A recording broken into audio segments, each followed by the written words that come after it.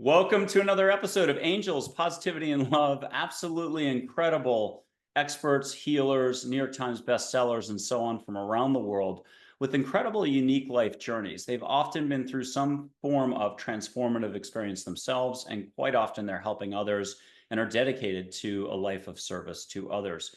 Today, coming to us from Hawaii, Suzanne Spooner, one of the lightest, sparkliest people you're ever going to meet. She's been on Gaia. Suzanne Spooner, Suzanne with a Z, SuzanneSpooner.com. You can easily find her. She's super light, super intuitive, super loving life, loving her unique life path, and has fully embraced the concept of like helping others. Suzanne, welcome to Angels, Positivity, and Love. You're absolutely a delight, and thank you for being such a delight for coming on this show. Well, thank you for having me. I'm very, very excited to have a conversation with you. Okay, now tell the audience, which island are you on right now? I know you're just visiting, but where are you? I am on the Big Island, and I can tell you it is actually big because I've been driving all around it, and it was much bigger than what I anticipated. But it's been beautiful. It's such a beautiful place. Yay. Okay, what would you want to share? Do you want to share looking forward? Do you want to talk about these days, or can we talk about just when did you know you had a connection to the universe? And you've definitely talked about this in the press a lot, how we're all totally connected. You had it as a kid, too much adulting, we take things ourselves and other stuff too seriously, too much trauma, we get off the horse, and the horse is the heart, we forget to get back on. You teach everybody that all the tools are within, we can all do listening to the universe. Where do you want to begin? Well, I would if I were to go back maybe to my origin of thinking about the big stuff, it was I was maybe in fourth grade, probably fourth grade, in a little tiny town in Iowa, farm town. And I was riding my bike at night because back then you could do that, by yourself, riding your bike down the country roads. And I remember just looking up at the sky and the moon and the stars. And I just wanted to know what's out there, what's out past all of that. I just wanted that knowledge. And, it was such a funny little question to come up in my head. But honestly, I can go back to that moment in a heartbeat. And the other one that I always held on to, and I had to verify this with my mom, and she did, is my very first memory actually is being in my crib. And my crib was in my parents' bedroom. And I was laying there. It was summertime. So I'm a winter baby. So I was probably about 6 months old. And the window was open and the curtains were moving with the breeze. And I just remember being very content and happy with where I was at. And later I asked my mom about that. I could tell her where all the furniture was in the room. And she's like, yeah, that's where it was. And that's weird that you can remember that. But I do, I think all of us through life have those real moments of clarity. And because society doesn't purposely teach us to hone in on that and tap into it, we let it go away. We get busy with life until it usually, keeps coming and smacking us in the face until we go, oh, hey, maybe I should, look into, some of my interests of spirituality, or maybe I want to change my life. Maybe the way that I'm creating my life isn't working so well for me.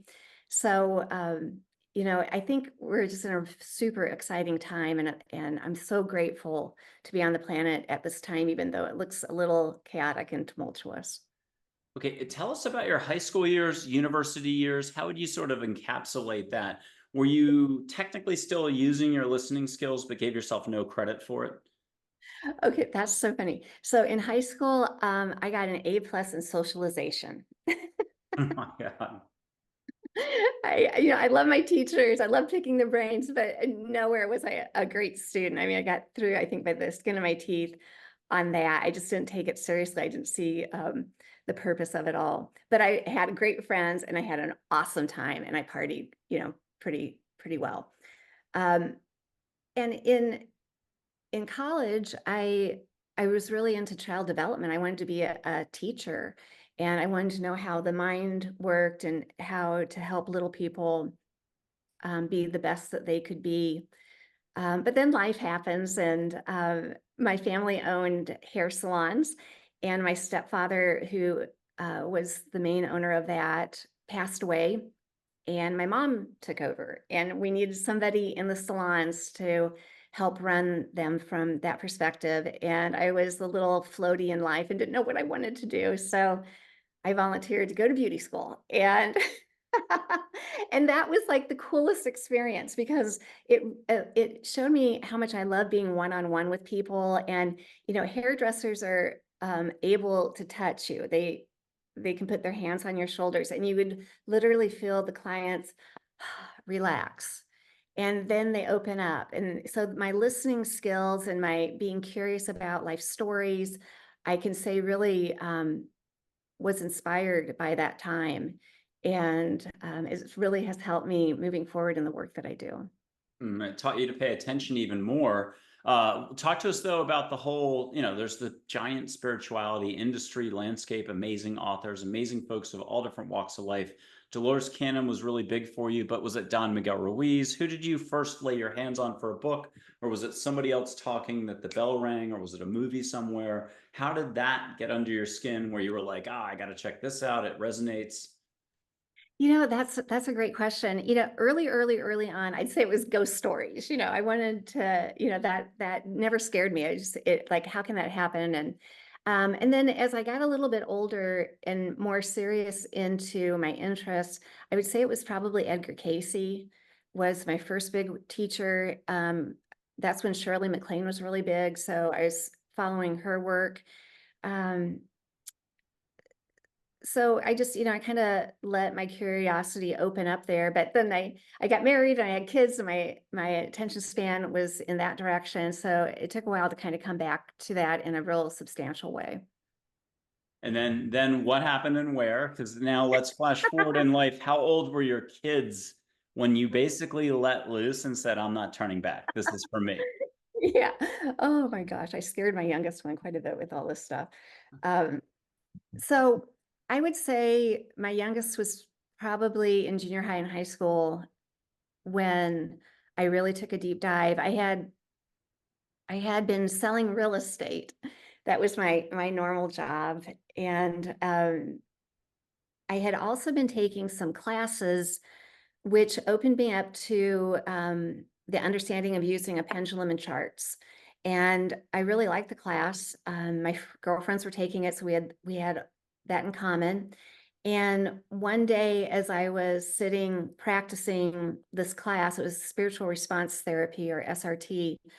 I felt my late father, beside me very strongly. And I just was kind of sitting there by myself. My husband was at work, my kids were at school, and just kind of thinking through this. And I'm like, well, I wonder if I could communicate with him. We had a very close relationship. He chose to end his life. So, there's those end of life questions I didn't get to ask or spend time with. And so, feeling that connection to him, I'm looking through all these SRT charts, and it's not for communication. So, I couldn't find anything really to use with them. And I just thought, well, I'm going to draw a letter chart and just see what happens. And I did. And I put my pendulum over the center of that really crappy drawn letter chart. I'm not good at drawing, so it was horrific, very not symmetrical. And but a message spelled out. And I was like, what? Am I making a move to this? And I had a pen and paper close by. And so I started writing each word as it came through. I'd put the pendulum down and I'd pick it back up, and it would just take right off again with the next word. And I'm like, this is wild.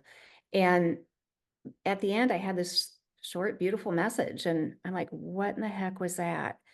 And I didn't know if it was an anomaly. I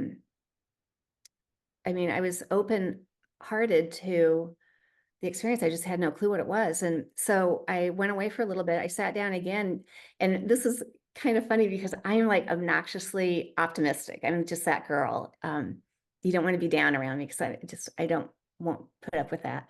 So I sat down to prove to myself it would not happen again. Completely not me. But honestly, I didn't know what I was going to do with it if it happened again, what it was. And so I put the pendulum over my crappy letter chart, and it spelled out, "Hi, Zippy." And Zippy was my dad's nickname for me since I was a little tiny girl. And I have to tell you, Michael, it was like a heart burst. My cheeks went red. Um, and it was, again, just a very short message. And I thought, holy heck, like I wasn't expecting that. I know I wasn't making the pendulum move. And so that's what began really in earnest my journey into tapping in and knowing that we hold all knowledge and information within us. And it's been a wild ride since. Hmm. Okay, and then jump forward if you could, maybe the Dolores canon, and I always mispronounce everything, but it was like HQTT, I forgot what it's called, but around 2008, 2009, something like that. When did you Yeah. professionally hang out a shingle and say, you know what, I got skills and I'm good at teaching others? Yeah. So I listened to Dolores on an interview. It's quantum healing hypnosis technique, QHHT. That's it. And I just loved her because she reminded me of my grandma, and like she does with so many.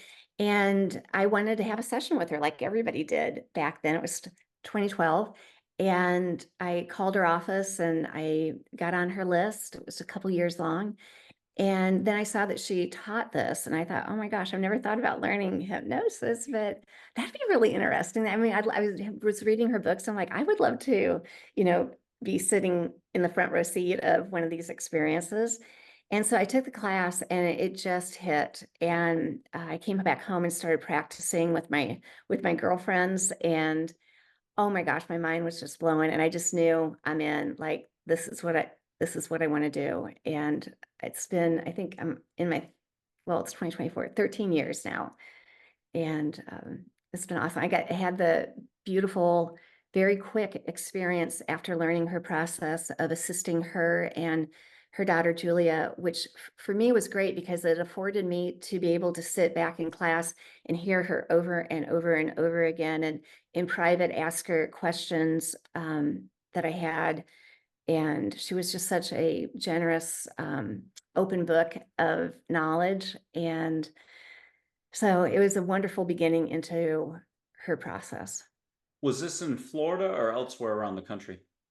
No, she, at that time in the US, she was typically only teaching close to her home in Arkansas. Okay. So I took her classes in Arkansas.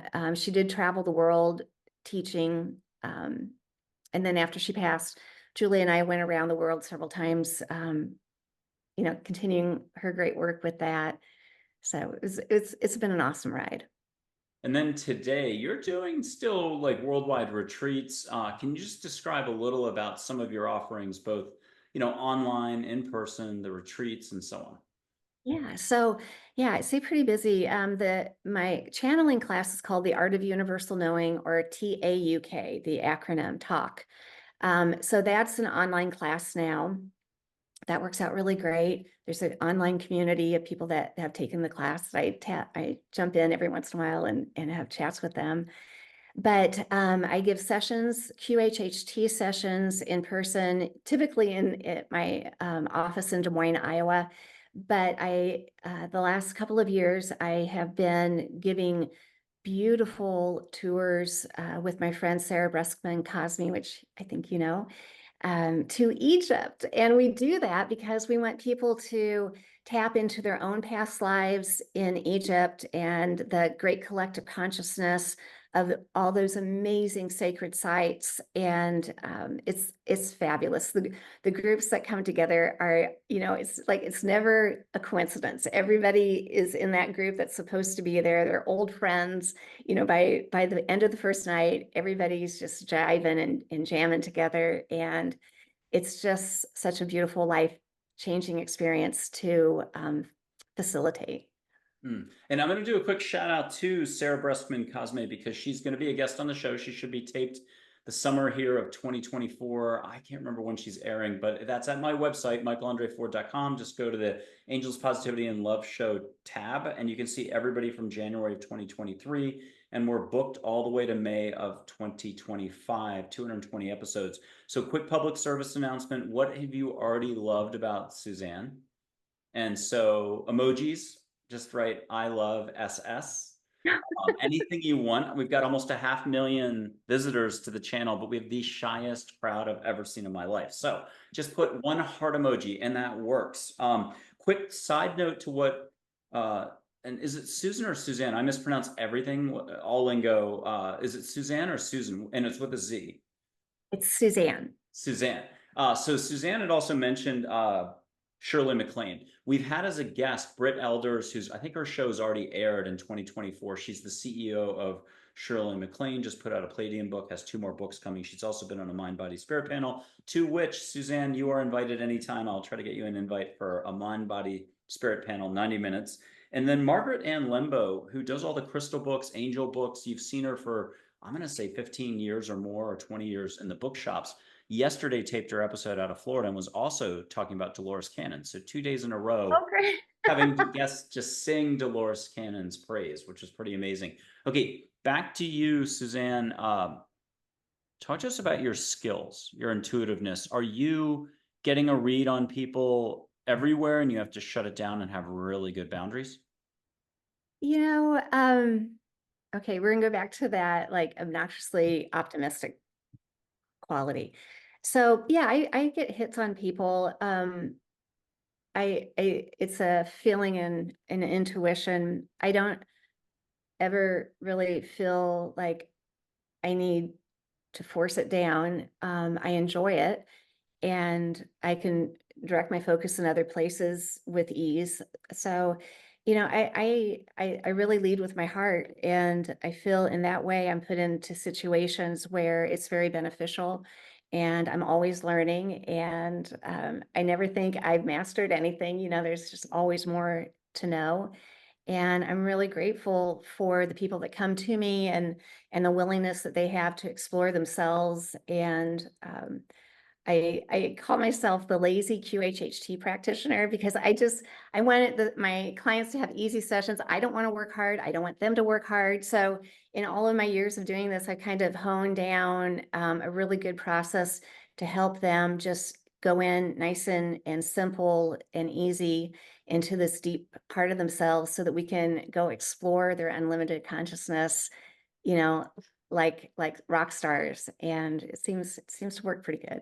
So a person, no matter where they are, whatever walk in life, they're not walking a smooth path, whatever stage they're in, they should feel free to come to you. It's like that puzzle, what's it called? A puzzle, tabletop puzzle that got knocked off. All the pieces are everywhere. You can help get all the pieces back on the table and at least hand them a flashlight or some pointers for reassembling everything into a more orderly fashion.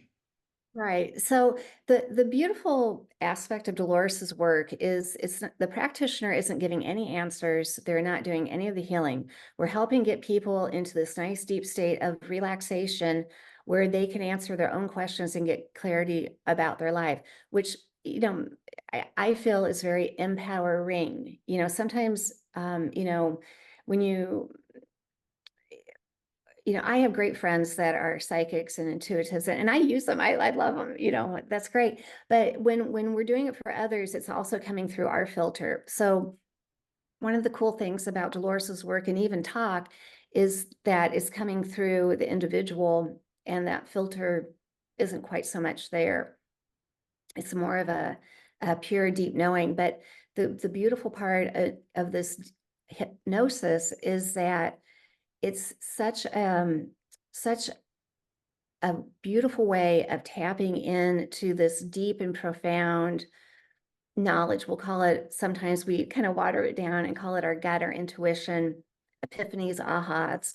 But that part of us is always there, and it's always willing to help us. It's just, we have the wonky experience in an earth life of dealing with duality and ego, and ego is not a bad thing. It's just another part of us. But this just is a nice clear-cut path to receiving that deeper knowledge, deeper than what we would call our intuition, I would say. Okay, talk to us about the big picture in the universe. You can tackle it. We're going to go 2 directions on this. One, your background. What have you learned to date that you might want to be able to share out loud about your sort of origin story? Or let's go big picture and go easy, rah, rah, rah first. Is love the fabric of the universe? Oh gosh, those are both two really great directions. I'd like to go down simultaneously, but okay, let's take the hard one first. Um, I think in my journey, what I've learned is to be very open-minded and open-hearted. And I know with all of my heart that everybody truly is on their path.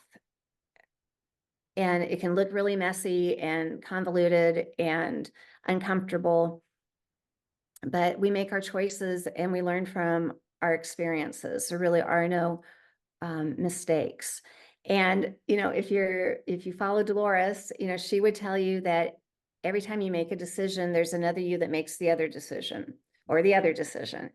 And so we're infinite creation. And so we don't have to sweat making a bad decision. There's another part of us that's going down the other path. And I've seen that shown very clearly in QHHT sessions and my talk messages. So I think I have learned to just be more at ease with the process of life and not take everything so seriously. Hmm. Okay, and Okay, how do you describe the universe? Is love the fabric of the universe? I would, that's such a good question. It's such a big, big question. Yes, and would be my answer. I think love is the fabric of the universe, but so is infinite knowledge and experience in its infinite form. But yes, I think love and compassion and connectedness is what the universe is. Hmm. Okay, and then and I'll mention there was a I think it was a marathon. The sports broadcasters. You've got a couple of them on TV. They're narrating what's going on in a marathon. Could have been the Tokyo Marathon. I have no idea, but I wrote down the quote. I think it was experience is what you get when you don't get what you want. And I thought that was the most brilliant quote I've ever heard. And I'm like, oh my God, that's a sports announcer. And yet it was like Eckhart Tolle, Yeah. genius stuff. Do you have a reaction to that one? Yeah, and Exactly. and you're gonna have the other experience too, yeah. That's so awesome. Isn't it great when like gold nuggets drop out when you're totally not expecting it? And it's like, hey, maybe that was for me. Maybe I needed that right then. Um, yeah, I think I think even when we're just quiet and we're, not doing anything, it's probably when we have the ability to tap in the deepest. And I think that's why, sleep is so important because it gets us out of our head and into our probably our fullness. I think we're much busier beings in our sleep state than we are in our awake state, no matter how crazy that looks at the time. I don't know if you're like this, but I get like so excited to go to sleep. I I love put my that. order up at night, this is where I want to go. I want a council meeting, please, explain what's going on. I need a little healing here. Let's go, and off we are running to the races.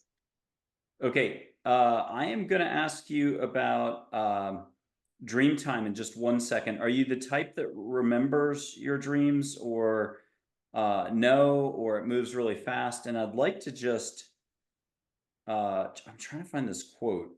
It's going to take me a second to find it. Um, but how do you describe your dream time? Are you ever doing university classes? Are you hanging out with others? Do you remember your dreams?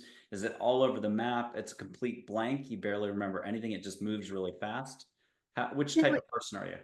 that's a good question. I kind of go in phases. There'll be periods of time where I don't remember, although I know I've been dreaming. There are ones that are very profound. They feel like dream visits. I've had a lot of those with my father over the years.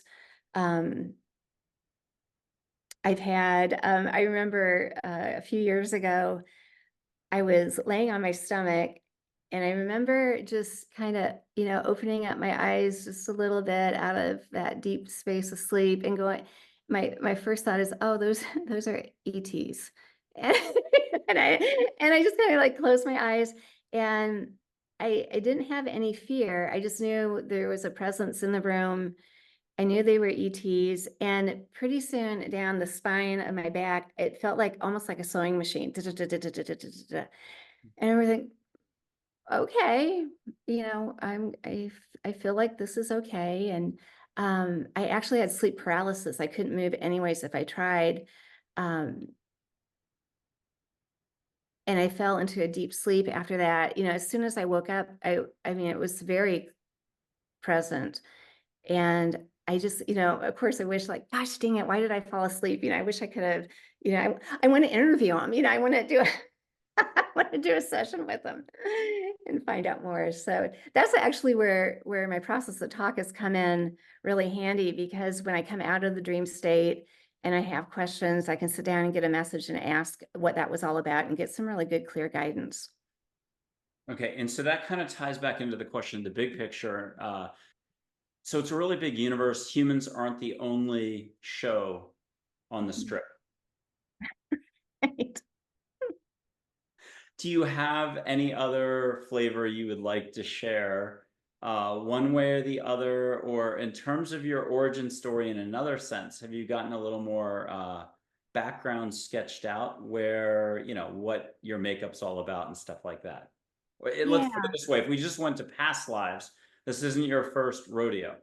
No, this is not my first rodeo. I get, sometimes souls will come in a session, I'll have a client and it's like, this is their first human life. And I'm like, no, I feel like I am like, man, I have been here a bit and, to gather experiences for sure. You know, um, Honestly, hadn't thought about this earlier, but I do have a pre-life memory, pre to this life of, again, my mom was like, I remember talking to her about this as a little child, that I remember before I came into this life, I was walking with who I call God. Um, and it was like the cosmos all around, but we were walking together in the space. And there were like bins of, legs and arms and heads and bodies, and we were just kind of putting me together as we were walking. And he was talking to me about this life and what it was going to be like and why I was coming in. And I don't remember the specifics. I remember listening very intently, and I remember doing, a lot of okay, okay, I got this. Okay, okay. And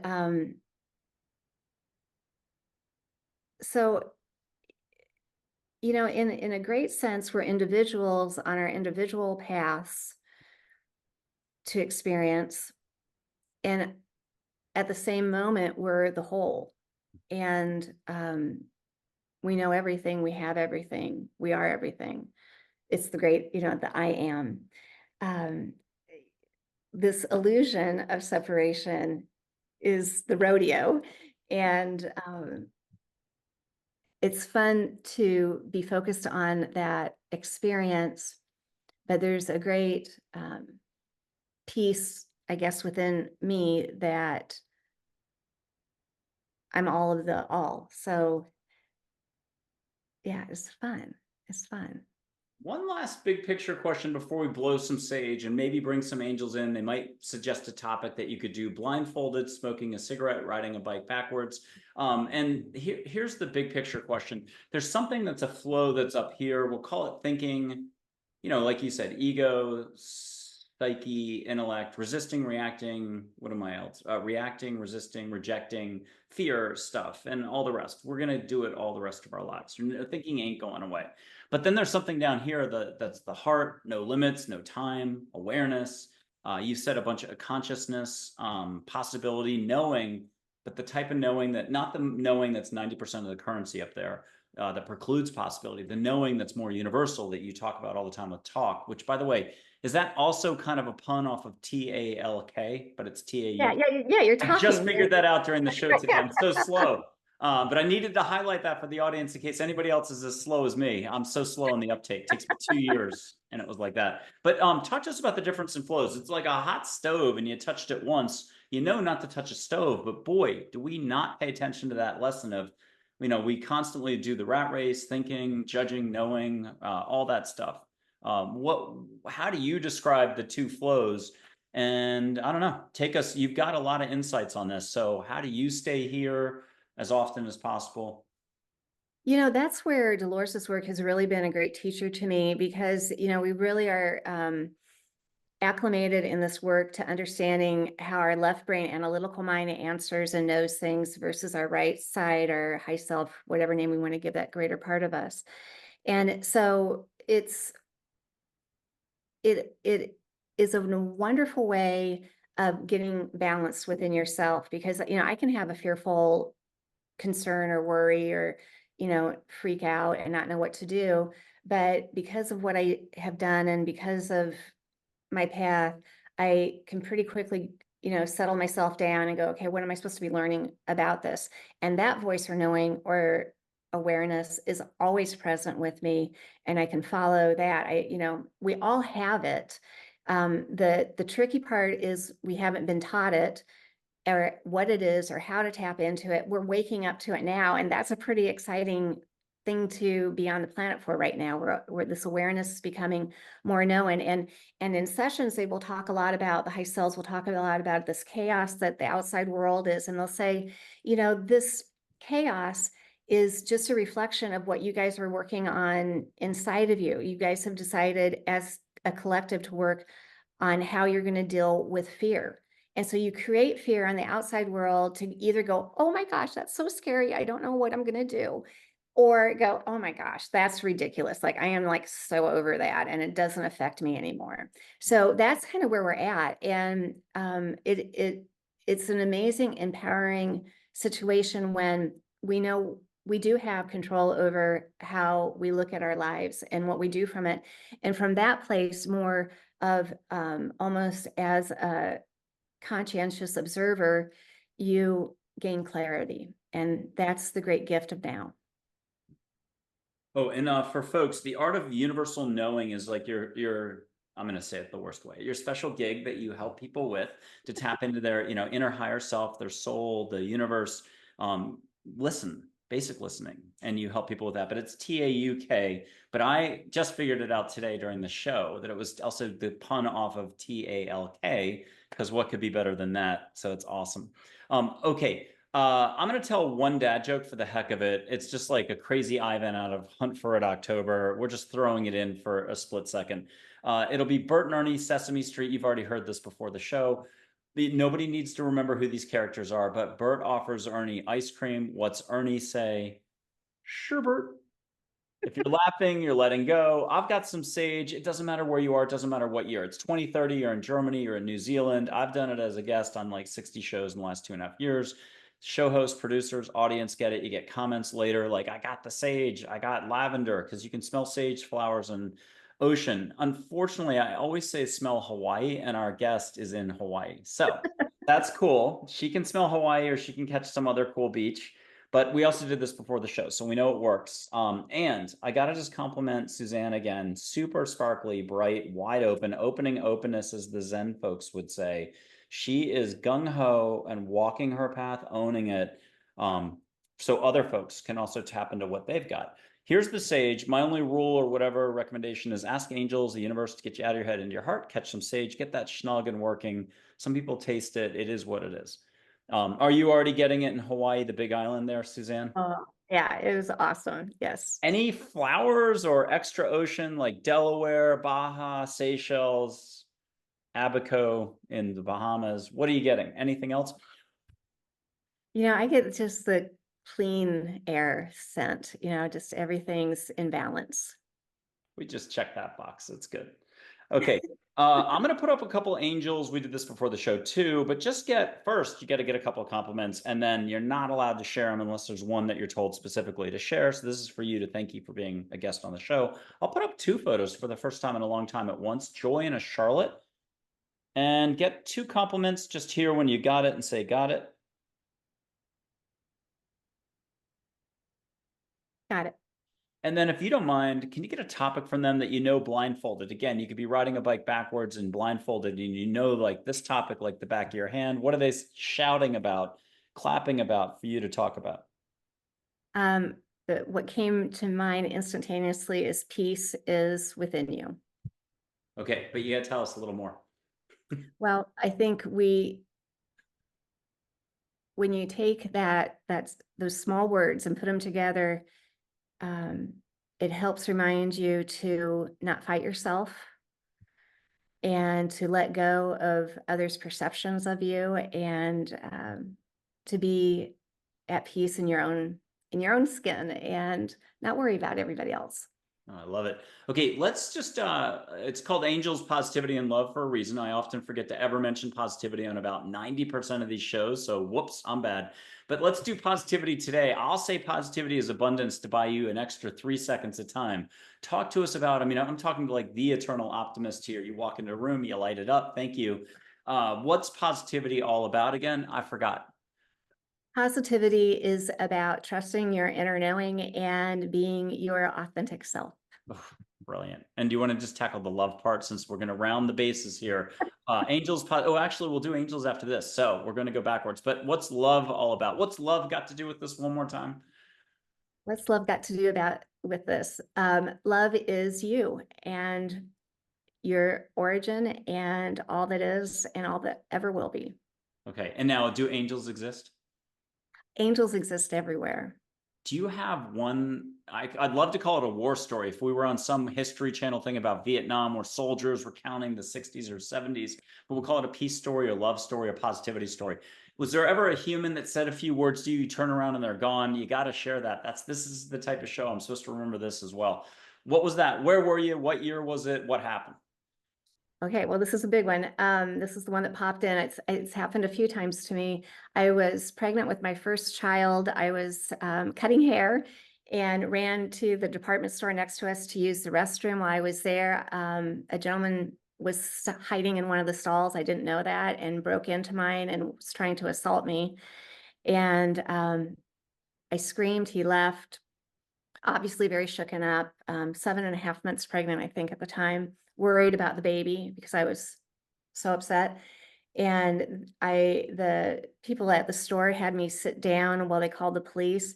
And this sweet old lady came up, and she, I mean, for as old as she was very flexible and got down on her knees. So she was looking up at me, and she said, "You're going to be okay. And the baby's going to be just fine. And we're just going to sit here together while you calm down. And, everybody's here to help you. And it's going to be fine." And, I was doing the crying, because I was so scared in that moment. And the police came, and I turned to explain about this person that had been in the bathroom.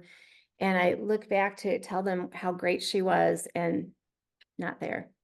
Okay, are you, you don't have to share it out loud, but why don't you hear just a little more detail to round the bases one more time? There's Min, an extra angel, who's a soft-spoken professor, light waves of energy and water, a little Hawaiian spirituality in her. And I can't see you at all, so just tell me when you got it. Yes. Okay, was it good filling in the blanks? Yes. Trust your Yay. intuition. Good. Do you have one more story on that type of front? Oh my gosh. Yes.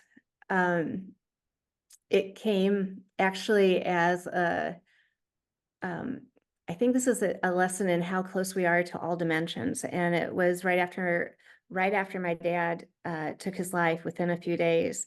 And it was the not awake, not asleep. And I was in that experience. I was sitting in his office. He sold cars. He was a salesman. And but there were clouds that started to form in his office, and his face was right there with me. And we were talking, but it was all telepathic.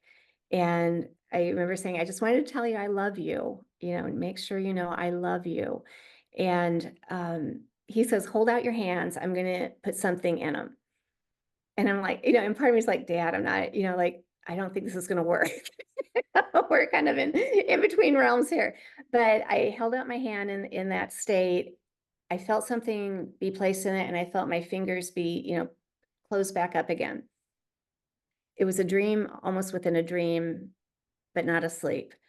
And I came out of his office space experience, and my hand was still clenched like this. And I'm like, okay, oh gosh, I wonder if there's anything in there. And in that state, I opened my hands up, and you're not going to believe it. It was a pair of fingernail clippers. And I'm like, Dad, like, dude, that is like not very like expected. And I'm like, okay, fingernail clippers, got it. And I'm like, okay, that was weird. But a few days later, my sister and I went to clean out his office, and it was hilarious. The guy had probably 15 pairs of fingernail clippers. And I'm like, okay, all right, I gotcha. You were with me. You're always with me. It was a great lesson. He's teaching me all the time. So, Oh, okay. I'm going to read some quotes to you from, some of the classic authors, but it could be Herman Melville. I wouldn't say he's that exciting, but he still slips in with a couple questions. Those famous quotes, Einstein, angels, something. We'll let it propel you in any direction you want. You can seize on one, ignore the other two. I'll pick three. I'm going to do Winnie the Pooh for you first. Some people talk to animals. Not many listen, though. That's the problem. And I'll add that's everybody's opportunity for growth. Winnie the Pooh. Also, or I'll slip in the other one. Piglet asks Winnie the Pooh, how do you spell love? And Winnie the Pooh says, you don't spell it, you feel it. But let's go for a hardcore one. Gary Zukav from Seed of the Soul. You change the way that you shape the light, which is flowing through you by changing your consciousness. A little bit like the Wayne Dyer quote, the things you look at change when you change the way you look at stuff. Either way, which one do you want to roll with? What did it sort of propel or push forward as a topic? well, I like Piglet. So how do you spell love? Well, I think it's the feeling. It's in any situation, meeting somebody, making a decision, knowing what to do in your life. It's it's sitting back and being quiet and feeling your way through it and what feels best for you. And you'll always be guided by that part of you that knows everything. And you can the more you use that gift of following that first thought that comes to mind, that first knowing that comes to mind when you ask a question, the greater connection you have to that high self, or that part that knows all. And they want that. They're in sessions, they tell me over and over again, we want your, not me, all of us, our pathway, where we're headed is being an awake and aware, fully realized individual, like a high self in a physical body. And the more we strengthen that muscle, the easier, and the flow of life is all around us, and we don't resist so much. Hmm. Okay, before I do more famous people quotes, do you want Joy, Charlotte, or Min as an angel, or Audrey Hepburn? I'll put any one photo up. You'll get a reminder on something, and you'll again go with what you hear. Which one do you want? Joy, Charlotte, Min, or Audrey? Well, I like Joy. How about Okay, that? cool. So get a reminder on something, but if you don't mind getting whooshed majorly, and instead of sage, because I'm not lighting anything anymore, just catch flowers or wave action in the air, palm fronds. I'll blow through the microphone. See a little bit of glitter in the air, like pink glitter. You won't have to vacuum, and the person or the place you're staying will not be mad tomorrow having to professionally dry clean the carpet. It's just angel light. But what are you getting as a reminder from Joy as sort of the next mini chapter of topics? Oh, wow. Being authentic. Oh, okay. So that it seems like you're owning, but where did you have to learn to let go more? And sort of what, every one of us is human, kind of with rough edges. Where are you getting polished daily, or polishing yourself, or letting the universe do the polishing so you shine more? Where's the rub, and where's the rubbing going on for the polishing? I think for me, it's my personal relationships with my family. It's never, always what I wish it would be, but it's also a great opportunity to know that everybody's on their own path, and that I don't need to be the director of it all. And, um, a sense of letting go and trusting that everything is as it should be. If you have a super old soul in the family, you're not allowed to say who it is out loud, so there's no reverberation later. They're like, Mom, you mentioned me. Who's the super old soul in the family, but abstractly? Is there one? Oh, yeah, I think I've got a whole Whole gaggle? Whole cast of characters, yes. Oh, so this is tough. It's like European parliamentary politics, except you all get along, so that's good. Okay, let me read a quote that's a beautiful one. I think it's from, yeah, it's from one angel named Dale, who coached an Olympic athlete. We all know from the 70s, 80s, who won a lot of golds, but it was really just for him or her to follow their unique life path. Here's this beautiful quote. Love to get a reaction from you on this. Sometimes the person next to you or a stranger just needs validation via love and compassion. A smile changes any moment, so too does laughter or a few kind words. Be compassionate to all, do it.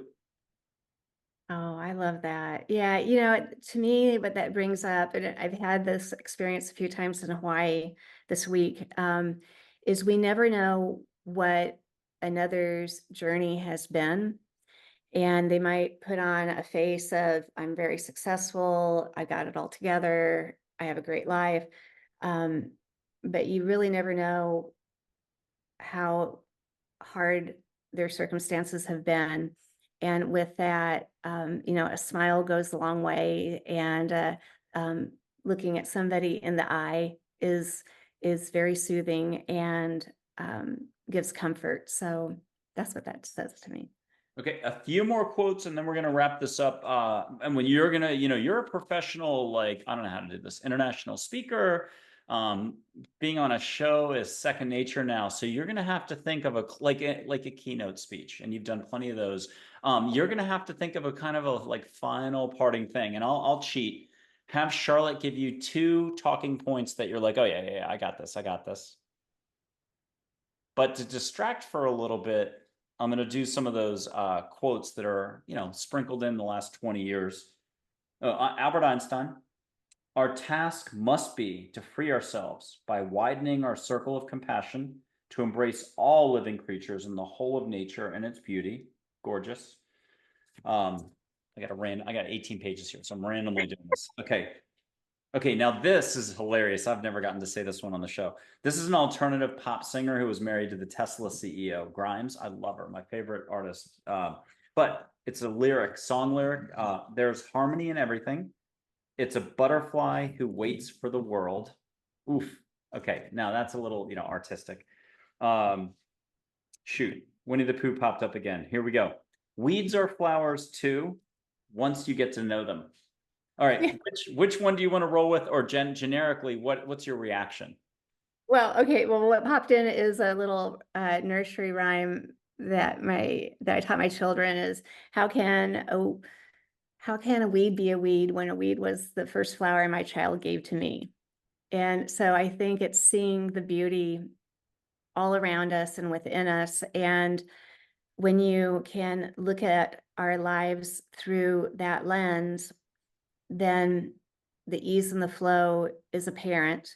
And that's what this is all about. This is about finding our balance and being service to others while having the responsibility to take good care of ourselves and in all ways.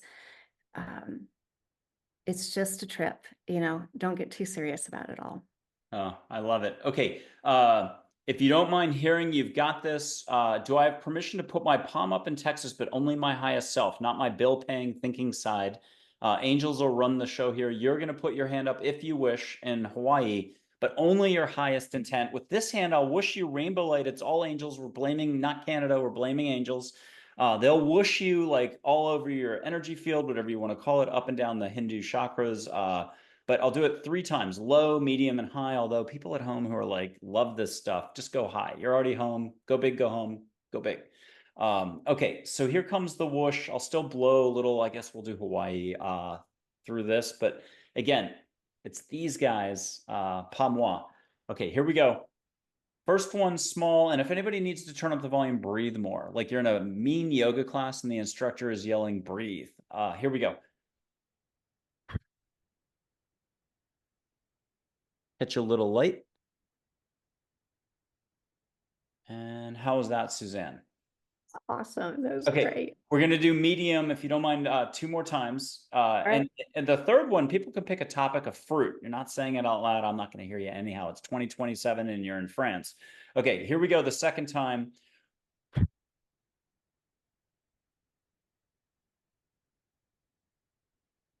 Was that a little different? That was, yeah, tingly. Good. And the third one, if you don't mind saying a fruit out loud, it could be just general goodwill, peace on earth for man. It could be specific, though. The smoothest, blah, blah, blah, whatever you need. But again, it's angels. If anybody wants to hear angels singing or just ocean waves, close your eyes, allow with a capital A. I think that's what you teach all of us, is the allowing that we naturally have here. And by the way, after this, you're closing us out. So that no pressure now. Let's get you lots of rainbow light first before we talk anything else. Okay, here we go.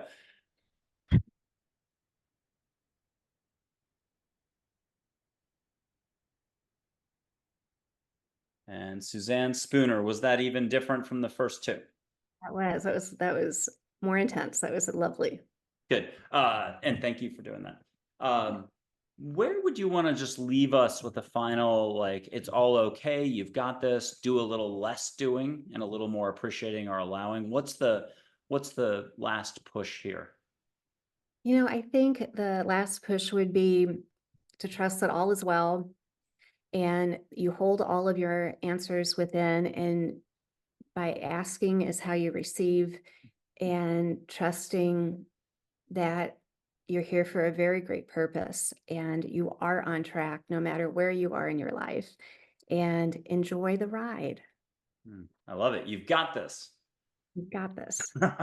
Well, Suzanne Spooner, you have been a delight. Oh my gosh. Hopefully you'll be coming back one way or the other onto the show in the future in 2025 and beyond. You are absolutely fantabulous. Thank you for doing this. Mahalo. Mahalo. Thank